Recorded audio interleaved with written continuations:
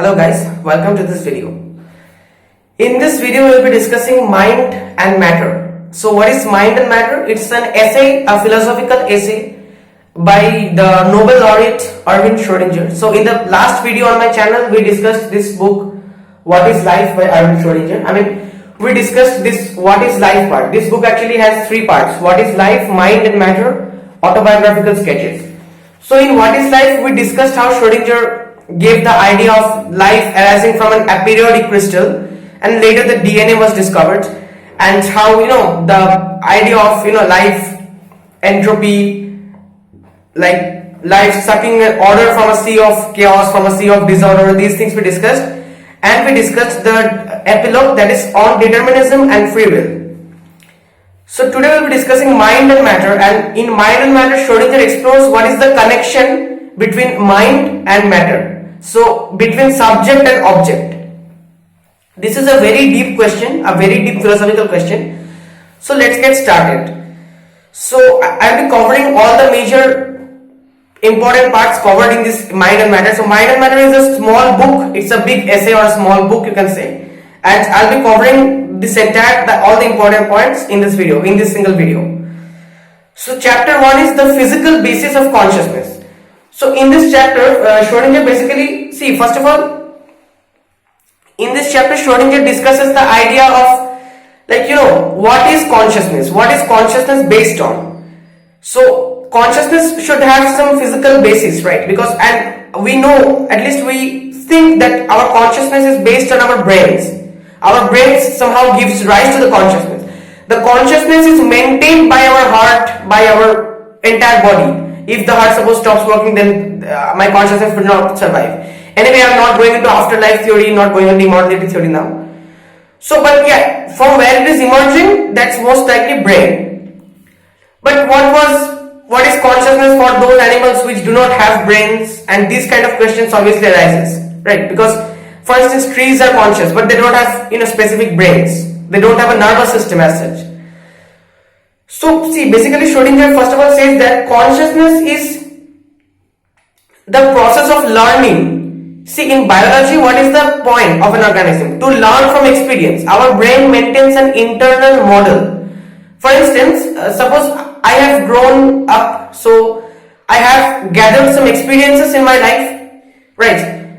So suppose if I see something, whenever I am seeing something, whenever I am observing something, my brain does not take in the observation, take in the message from the retina of the eyes and exactly match it, exactly perceive it, exactly decode it and then forms the picture of what I am seeing. No. The brain has formed an internal model based on its experiences. And whatever new things I perceive, first of all, they will be matched with the internal model. Suppose I have some expectation, suppose I perceive something, I have some expectation of that and I perceive the actual thing. So first of all, the brain will not work hard, the brain will not waste energy to perceive the thing in its perceive the thing fully. The brain will just try to match whether my expectation matches reality. If yes, that's very good. If no, the brain will make revisions, make modifications to its internal model. So this is a practice. So those things which you already know by heart. Suppose when a boy is walking home from school, he has done that many times, almost regularly. So he already knows which path to take, which way to go. He unconsciously does these things. He does not consciously figure out whether I should take the left turn or the right turn, right? Because it has become habitual. It is like he has become adapted to it. It has become a habit. So that's the point. So, but suppose the boy meets with a snake or something on the way. Then a conscious intrusion is needed. A conscious interference is needed because that is not a regular event. Meeting with a snake, the consciousness needs to figure out how to avoid the snake, right? Because meeting with a snake is not a common event, not a common incident. So the basic point is that a simple experiment that is never to repeat itself is biologically irrelevant. This is I'm saying from the book itself. A simple experiment, if it does not repeat itself, it has no relevance in biology. Biology means what? We should learn from our experiences and we should react to our stimuli based on our experiences. But if it does not repeat, then it has no relevance, it has no significance biologically. So yeah, Schrödinger defines consciousness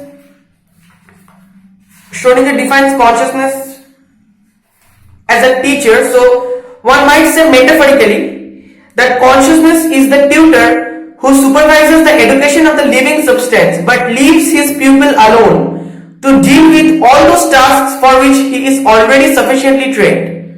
So for which I am already sufficiently trained, the consciousness is not involved in those cases. I unconsciously do these things. For instance, when I am very young, when I just started learning how to walk, it was a conscious process. But now when I walk on the road or whatever, when I walk, I do not do it consciously. It has become a habit. So that's the point. Now, and then he discusses some ethics and religion, but we will be not discussing those things here. Let's move on to the second chapter. There are 6 chapters, by the way. So now we're discussing the second chapter, the future of understanding. Schrödinger begins this chapter with the question that, let's see, what is evolution? We all know what is evolution is, right? So basically, evolution is a very important concept, and according to me, so perhaps the greatest theory, like the greatest scientific achievement, greatest scientific realization ever, maybe even in light of quantum mechanics and whatever. Because see, evolution and Charles Darwin, not only Darwin, there are many other people associated with evolution, but Darwin and evolution, these things, it's really a great accomplishment in science. It's really a great realization. So see, evolution means what? We all know what evolution is. All the species, all the living animals, they are slowly evolving, they are changing themselves so as to better adapt with the environment. But please note that this does not mean that nature runs with some purpose. Nature does not act on purpose. It acts randomly. It acts just like it acts, like nature. But in trying to evolve, but why then nature tries to evolve life? Because it's a sort of spontaneous process. It's a sort of spontaneous. I'm not saying it's exactly 100% by chance, it's 100% spontaneous. But see, what happens is there are some mutations. Mutations we already discussed in the previous video. What are mutations? Some genetic, jumps you can see. They result from quantum theory, quantum jumps. So some mutations occur only based on pure chance. There is no reason for these mutations to occur. So they just occur. Now suppose many mutations can occur. So some of them are favorable for the survival of the individual. For instance, let's give a simple example. Suppose we have an insect colony where all the insects are blue in color and they live in green leaves of the trees. So suppose due to a chance mutation, one green insect appears. Like one insect becomes of green color rather than of blue color. But now see, this green color has a survival advantage because green insect on a green leaf, it is difficult to spot the insect. So it is difficult for the predators to eat the insect, for the birds or whatever to eat that insect. So the green insect, if it reproduces, it will again, this mutation will be passed on. So it will form a green offspring. And soon there will be some green insects and some blue insects. But the blue insects will be eaten up by the predators. So only the green insects will live, and after some amount of time, some period of time, we see that the insect population has become entirely green. So this means nature selects the fitter species, survival of the fittest, natural selection. But yeah, natural selection can also happen accidentally. For instance, we have some blue insects and red insects. So both blue and red, both these colors are not green, neither of them are green, so it's easy to spot. None of them has any particular survival advantage. But suppose let's say an elephant is passing through the insect colony and the elephant stamps on most of the blue insects. Suppose. So accidentally the red insects survive and soon only the red ones are left. So this is again accident, but this is also a kind of natural selection. So this is the basic idea of evolution, right? So natural selection. And see, whenever due to natural selection some characteristics are growing, so whenever very different characteristics are growing, then two separate species are formed from a single species, right? And yeah, evolution, see, the meaning of life, if you try to answer the question scientifically, what is the meaning of life? It is likely, like it's very likely that the meaning of life is just evolution. I am here only to make sure that my race does not die out with me. I am here only to make sure that I can reproduce, I can leave some of my... Yeah, never mind that, it was a notification. So I am here, what is the purpose? Scientifically, biologically, my purpose is to produce more humans so that my race does not die out with time, right? That is the main thing. So that is means I am here just to, so that is the only purpose. I do not have any other divine purpose. God has not sent me to do some great jobs. God has not sent me for other purpose. God has just sent me like every other human for the continuation of the species. But see, if we go on reproducing, if we go on forming humans indefinitely, then obviously a time will come when this earth will not be able to hold all those humans. The population will have increased too much. That is already happening actually. So for this, I think there is a natural tendency in us, natural instinct in us to love. So what is this love? This love in the sense romantic relationship.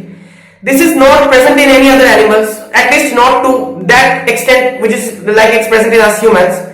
So I believe that this love is just so that we have a tendency to settle down with only one partner, and to love only him or her. So this is just because we do not mate with many partners and we do not produce offspring indefinitely. This is a measure to reduce the population. In my opinion, this is just an assumption, just an hypothesis.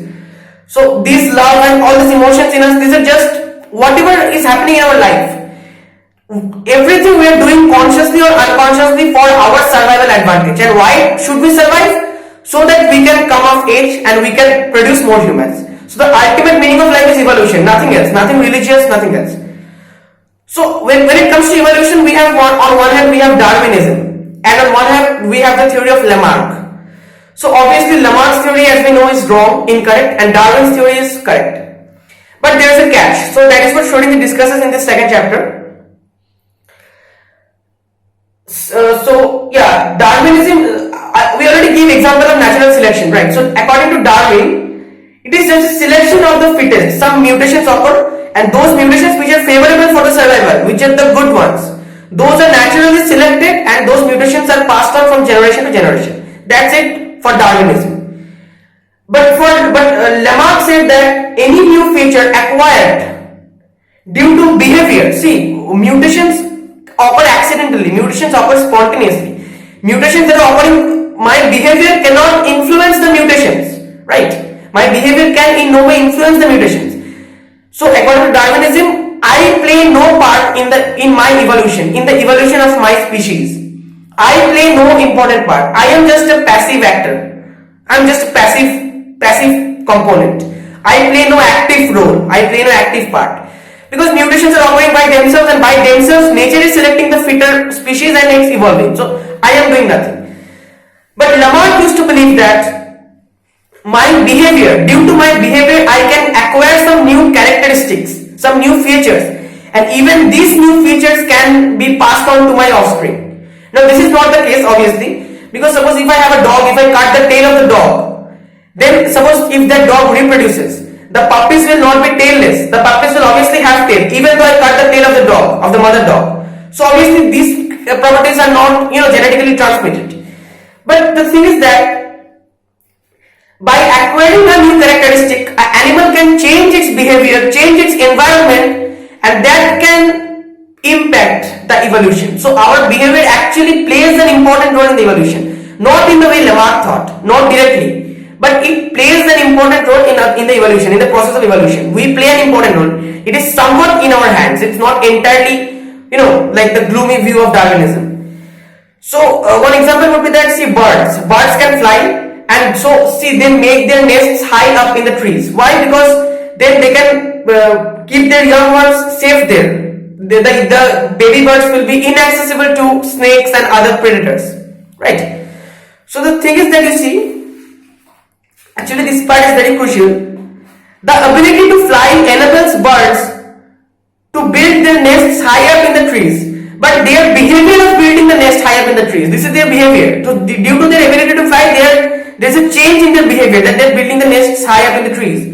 The second step is that this kind of abode was bound to select the proficient flyers among the young ones. From the young birds, this will naturally the proficient flyers will survive because they have a home high up, so they have a more tendency to survive. You need to fly good if you are living high, right? Thus, a certain ability to fly produces a change of environment or behavior towards the environment, which favors an accumulation of the same ability. So to So somewhat the behavior is also affecting the evolution. That is the point I was trying to say. So by acquiring new characteristic, animals changes environment and behavior to better make use of the new character and increase selection in that direction. For instance, some plants can grow in hot, in cold, some in mountains. So those plants or fonts, whatever, let's say this example we have flowers, whatever flowers. So those flowers which are growing in the mountains in the cold region, they will have hairy body obviously, so that to keep themselves warm. Now the thing is that this hairy foliage, this will be beneficial at higher altitudes, and this will be favored by selection in the higher ranges and will be lost in the valley. The effect is the same as if the hairy mutants had migrated towards the environment that will favor further mutations that occur in that direction. The effect is the same, like the hairy flowers have migrated to the colder regions above. The effect is the same. Obviously plants cannot migrate, but the effect is the same. So that's it for the second chapter. And then Schrodinger discusses some philosophical and some deep points: intellectual evolution, negative selection, industrialization, but we will not discuss those things in this video. Next, the principle of objectivation, chapter 3. See here, basically you see, the first thing you need to realize is that we have formed a view of the world around us, right? So we have formed a scientific view of the world around us, and we do not have a complete view of the world around us, but we have a general view of the world around us, an almost complete or maybe near to complete view of the world around us. But see, in this view we have completely excluded consciousness. Because see, there is no place for consciousness in the view of our world. Why? Because see, consciousness, we cannot understand consciousness. We are ourselves conscious. We are using the consciousness to understand the world. Yet in the world picture which we have drawn, which we have formed, there is no place for consciousness. We have completely excluded consciousness. For instance, in the last chapter of this book, Sensual Qualities, Schrodinger says, see, basically, all scientific knowledge is based on sensual perceptions. Whatever knowledge I have, based on my perceptions, I am seeing something, I am listening something, I am thinking about something based on my sensual perceptions. But these sensual perceptions cannot be explained by science. For instance, the color red. You can say that, for instance, yellow. You can say that yellow is a combination of blue and green. So, or yellow is this particular wavelength, this particular frequency of light, right? You can say that. But this sensation of yellow, that yellowishness, that redness, that thing cannot be explained, cannot be explained in language, cannot be described in language. That thing is a totally conscious subjective experience. Even if you study the physiological parts of the brain, you cannot understand that sensation of the yellow color, right? Maybe you can understand which part of the brain reacts to the yellow color and those things, how the neurons are firing, but you will never get the sensation of the color yellow. Sensual experiences, there is no place for sensual experiences in our present science. So I don't know, maybe our consciousness cannot be ever accounted in our science completely. Maybe that can be the case. So we will never know about consciousness, maybe, or maybe we will know it to some extent. We will never know the complete picture, or maybe something else. So that's the main thing.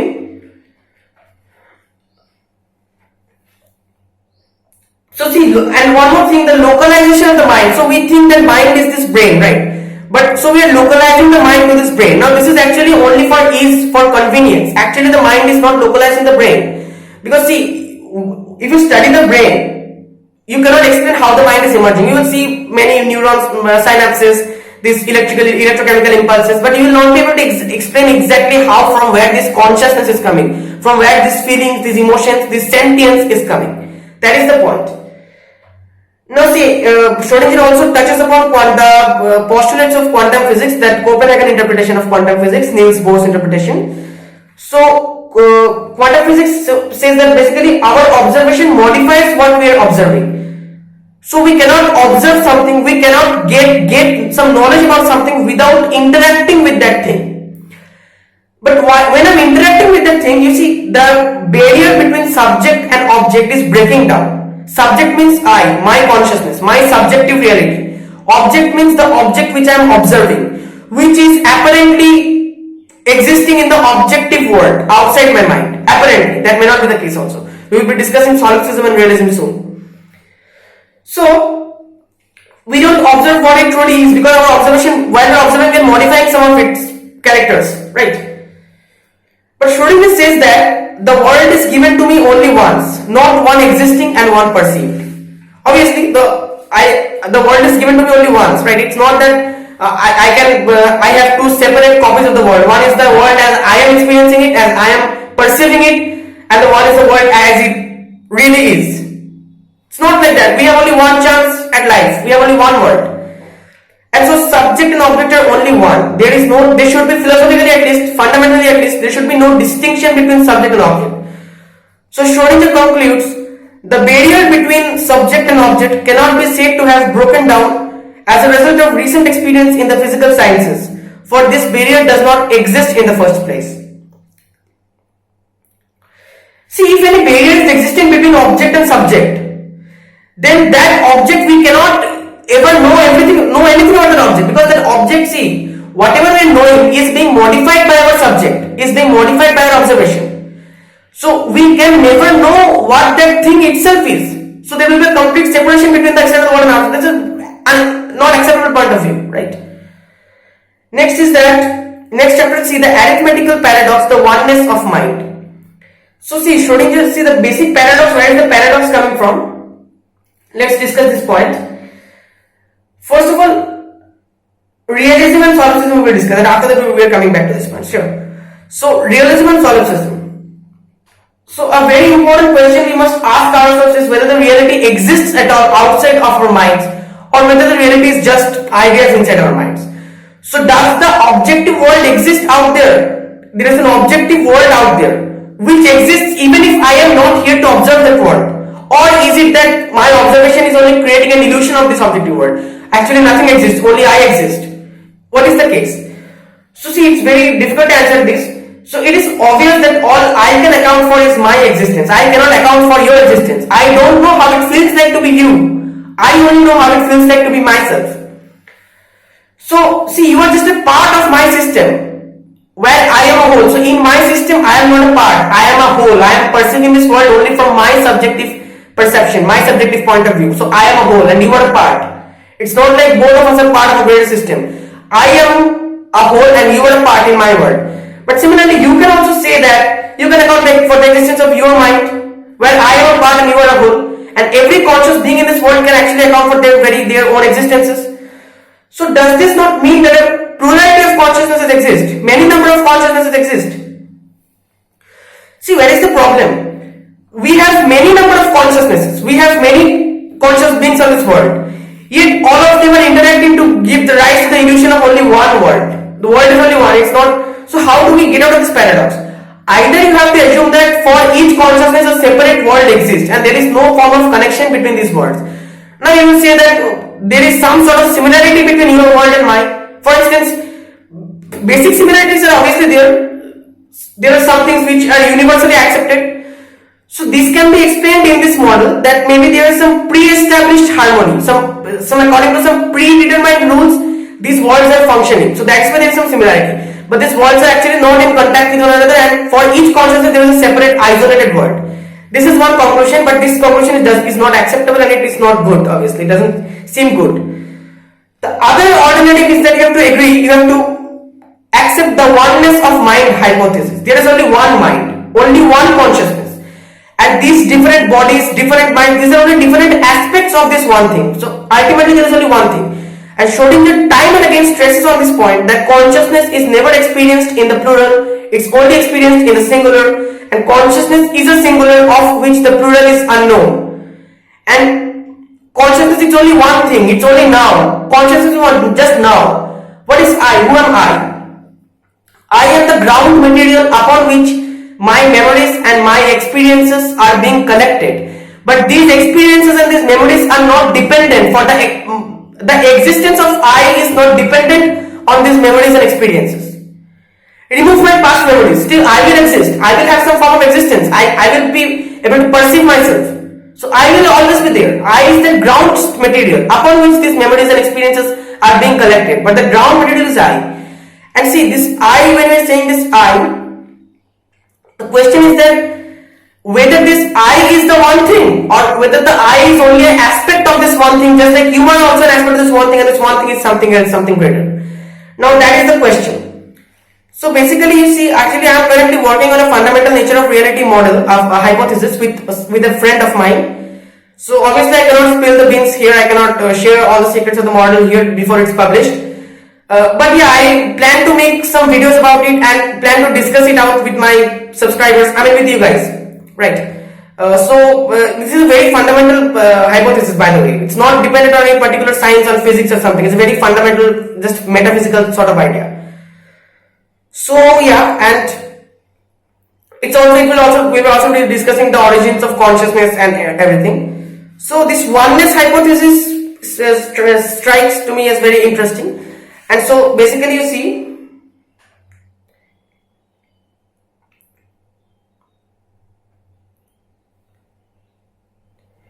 and one more thing which Schrodinger points out, this point I was trying to discuss, destruction is not possible of consciousness.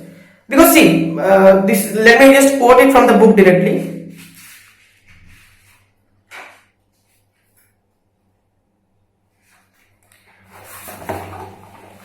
The overall number of minds is just one.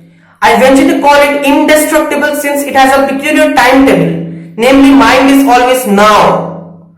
There is really no before and after, no past, no future, just present, now. There is only a now.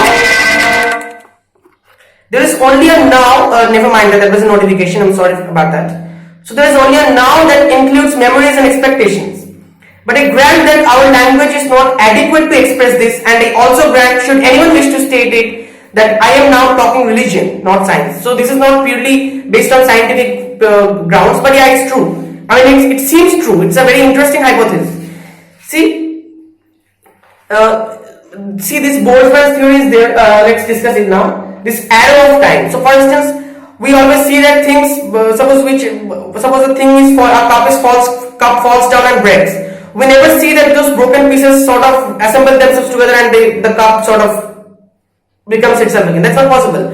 Even if you see that on our screen, that's only maybe a sort of a film which is played backward, a reverse film, but it cannot happen in reality, right? So in reality, basically everything has a tendency to move towards a more disordered state than from an ordered state. Even life, see, when we die, it's totally equilibrium, it's totally entropy, maximum entropy is reached. For some years, for 80 years, 70 years, 90 years, we are able to hold on due to some special things, there are some special features. This is a sort of vicious cycle. See, a simple thing, it is easy to collapse a simple thing, but a complicated structure like our mind, it's difficult to collapse it. And this complex structure will form even more complex structure, so that it's very difficult to collapse it. It will be there for some amount of time. It will be there for 80 years, 90 years, whatever. So that is the life expectancy of a human anyway. So that's the point. So our consciousness, I mean, where was I? I suddenly lost track of things. So yeah, we were discussing the indestructibility of consciousness. So yeah, what happens with death? We die, maybe our consciousness or experience, we cannot experience consciousness in this way, obviously, that is for sure. It's somewhat dependent on our physical consciousness. But if there is indeed one thing, if there is only one mind and we are only different aspects of it, then that one mind cannot be destroyed, ever. Because that will be perennial, sort of. And you see, this arrow of time concept, so why it's always unidirectional. If we wait for a long amount of time, we may see that a system in disordered state may come suddenly assemble into ordered state. But that is due to probability, very, very less chance. There is some chance, but very, very less chance. Normally what happens, things move on to disordered state from ordered state. That's the basic idea. So, you see, this theory of arrow of time, unidirectional flow of time, this statistical theory of heat and thermodynamics, these concepts are there.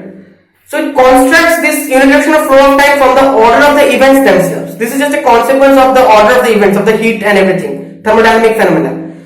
So what we in our minds construct ourselves cannot have dictatorial power over our mind, neither the power of bringing it to the fore nor the power of annihilating it. So see, according to Schrodinger, physical theory is, obviously it's not absolute, but according to Schrodinger, physical theory in its present stage strongly suggests the indestructibility of mind by time. So time cannot destroy the mind. Why? Because time is not even a fundamental property. At least according to this, see, this direction in which time flows, the statistical theory of heat must be allowed to decide by itself high-handedly by its own definition in which direction time flows. So this unidirectional flow of time, it is only a consequence of the statistical nature, the thermodynamic phenomena. That's it. So this time is not fundamental. So it cannot exactly affect this consciousness, right? It cannot exactly destroy the consciousness. And it's indestructible also in that sense that consciousness is only now. It's not before, not after. There is no concept of time period. It's only now, so it cannot be destroyed in that sense also. There is no point of time is there a loss of personal existence to Diplo, nor will there ever be. Now the greater implications of this idea are unknown even to me, and whether Schrodinger is suggesting we are immortal, that this one mind is immortal, whether there is some supreme power, God, or even with the heat death of the universe, with the thermodynamic death of the universe, even this thing will perish. I do not know, and I will think about it, and maybe I will release a video about that in the near future. But I guess that's all for this video. So we just discussed some very interesting questions, some very interesting questions, philosophical questions about mind and matter, and we discussed the main points of Schrodinger's this legendary, this epic essay about mind and matter. So did we miss any points? I guess no. So yeah, and these videos, you see, I could have, why am I doing these videos? It's obviously one reason is you. I want you to see this video, but that's not the only reason. I'm doing this video so that I can jot down my ideas, what I'm feeling right at this moment. Yeah, I could have written them down. I could have written them down on the notepad, maybe in my laptop. But the thing is that if I am speaking with myself, and maybe if you see it, if you're interested, that's also good. That's also a good thing. So that's why I'm making a video, and I'll be referring to this video, to my own videos, when I'm in the process of building my model, which I discussed. So, and by the way, there will be a video about my model. Obviously, I will not share everything with it before it's published, but there will be a video about the basic ideas, and I would like to discuss with you guys about that. So please stay tuned in to my channel, and if you are new here, please subscribe. I occasionally release videos about physics, philosophy stuff, and airplanes and many more. So thank you very much.